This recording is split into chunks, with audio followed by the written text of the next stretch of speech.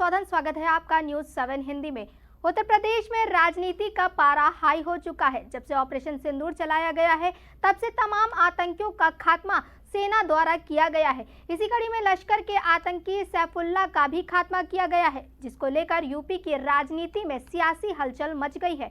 दरअसल बीजेपी के राज्यसभा सांसद एवं पूर्व डीजीपी ब्रजलाल का बड़ा बयान सामने आया है, जिसमें उन्होंने कहा लश्कर का सैफुल्लाह जहन्नुम में पहुंच गया है, जिसने आरएसएस मुख्यालय नागपुर में हमले की साजिश रची थी। दिसंबर 2022 को इंडियन साइंस कांग्रेस और 1 जनवरी 2008 को सीआरपीएफ ग्रुप सेंटर रामपुर में हमला करवाया था। उसके गुर्गों के मुकदमे को अखिलेश यादव ने वापस ले लिया था। इसके बाद उन्होंने अखिलेश यादव को देश से माफी मांगने को भी कहा। देखिए उन्होंने अपने बयान में क्या कुछ कहा।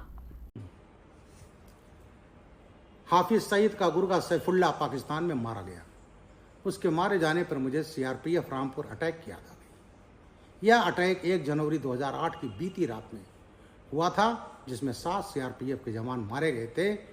उसमें इंडिया कमांडर सबाउद्दीन और उसके 2 पाकिस्तानी फिदाइन मोहम्मद फारूक गुजरावाला और इमरान शहजाद भीमबर पाकिस्तान ऑक्युपाइड कश्मीर के थे, और एक सोहेल अंसारी था रामपुर का।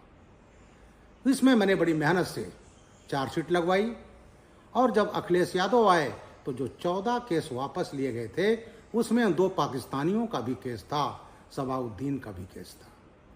सैफुल्लाह पहले काठमांडू में रहता था, भारत में ऑपरेट करता था, और उसी ने इंडियन साइंस कांग्रेस पर हमला करवाया था 28 दिसंबर 2005 को, जिसमें प्रोफेसर पुरी मारे गए थे।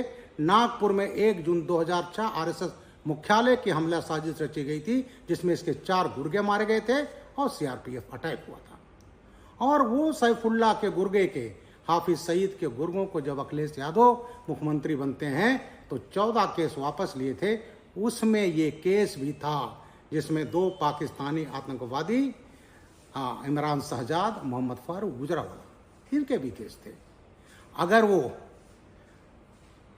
अखिलेश यादव जी सफल हो गए होते तो जैसे सैफुल्लाह को जब यहाँ से भारत में अटैक करके पाकिस्तान पहुंचा, गाजी बना दिया गया, उसी तरह से सबाउद्दीन, मोहम्मद फारूक, इमरान शहजाद भी गाजी बना दिए गए होते।